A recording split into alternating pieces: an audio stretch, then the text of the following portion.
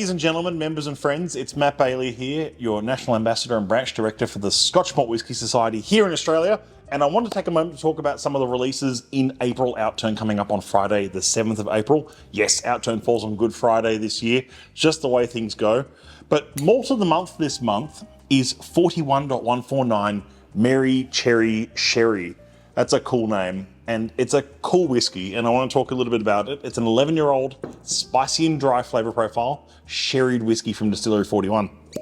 Good sound. So let's have a pour or dram of this. I have not tried this yet. This is a fresh open, one I have not had a chance to have even a slight pour of yet, but let's have a smell. Ooh, yeah, okay. So something I just want to talk about, which relates to the nose on this, which is straight away like pink pepper, raspberry licorice, a bit of sort of like fresh raisins, fresh cherries, like market fresh box of cherries. Yeah, and a bit of like treacle or honey, like thick sort of honey paste. That's delightful. Now this is what you would best describe as a workhorse distillery. Distillery 41 is a workhorse distillery. It is rarely seen as a single malt. There were some flora and fauna releases years ago. I don't know if you see them around much anymore, but they've been quietly producing some of the most interesting malt whiskey in all of Scotland. And that includes the fact that the setup of the distillery should almost make for a light floral whiskey, but it doesn't. The distillate that comes out of the 41 is quite a heavy, meaty distillate, not too dissimilar to, say, something like a Ben Rinnes or Balmenac or Mortlach or something of the world. It's got that heavy, rich, dense distillate, and that's thanks in part to the fact that there's stainless steel condensers to reduce copper contact, so it creates a nice heavy sulfuric sort of spirit. And remember, we're talking spirit sulfur here, not cask sulfur, very different. And then we're also talking about the fact that it's long fermentation and short distillation.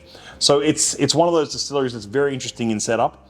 But what's most interesting about this release, 41.149, one of 601 bottles, so it's a big release.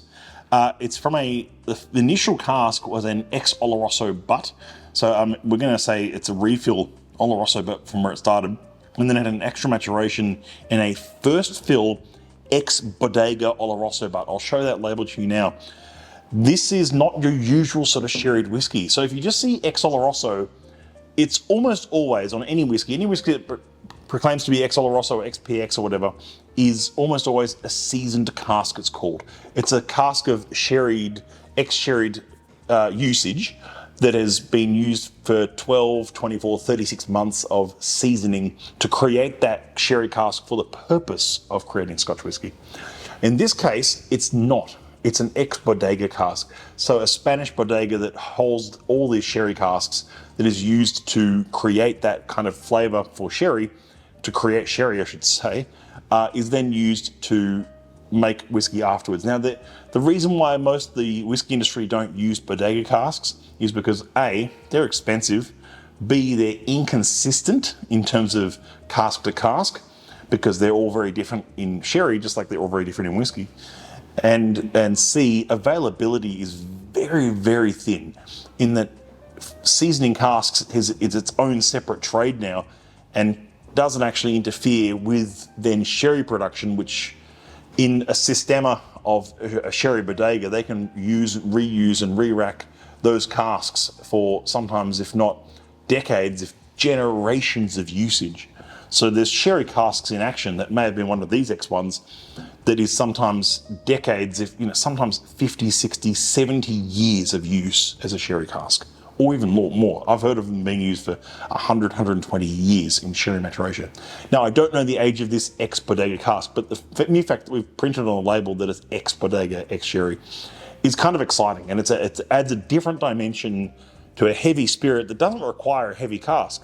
And that's the thing, seasoned whiskey, seasoned sherry casks, often come across as quite very forward and very brash at times, whereas the ex-bodega style ones are often a little bit more subtle, a bit gentler, but a bit more rounded and and complete, if you like, as a sherried whiskey.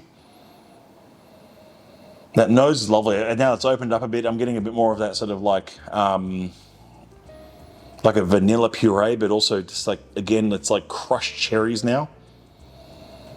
Like cherry juice with like a bit of cane sugar almost. Let's have a taste.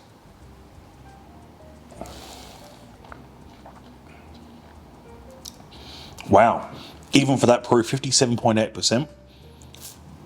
That's lovely. It's creamy. It's got a subtlety to it. It's got a lovely balance to the spirit. I don't think that needs water, but I am going to try I might try it so you don't have to. Just a drop. I'm not going to overly douse this one. General rule of thumb, for those playing along and wanting to learn more about this kind of thing, if you've made it this far, of course, is that ex-bourbon whiskies, like refill ex-bourbon or first fill, especially first fill ex-bourbon, I personally prefer a generous dash of water sometimes, just to see where that takes the spirit. Ex-sherry, I generally, I'd say I tread carefully. So sometimes do, sometimes don't, but always just try a little bit, maybe see where that takes the flavour, opens it up, changes the aromas, makes it a bit more approachable, maybe less of a prickle on the nose. And then really old whiskies that are sort of approaching that 20, 30, 40 years of age in a cask, I'd say almost never. But never say never, just not often. Let's see how that's held up with water.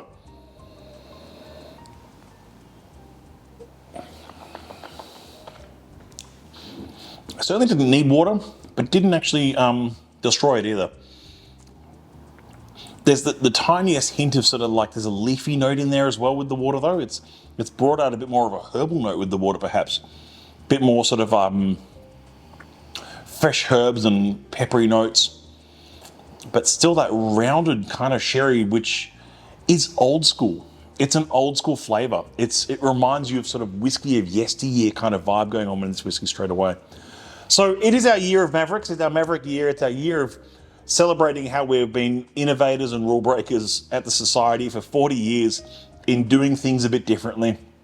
And I think this cask is an example of that. It's an example of a whiskey that is doing things differently. It's having a bit of fun with whiskey and saying, you know what if, Ewan gets an ex-Oloroso butt of Distillery 41 and decides to extra mature it in a rather unusually hard to find ex-bodega sherry cask. And I hope you've learned a bit about ex-bodega casks versus seasoned casks. We're only scratching the surface on that because we're mostly talking about this release, but maybe we could talk about it more in another video. Highly recommend. Lovely example of what different maturation, different sherry types can do.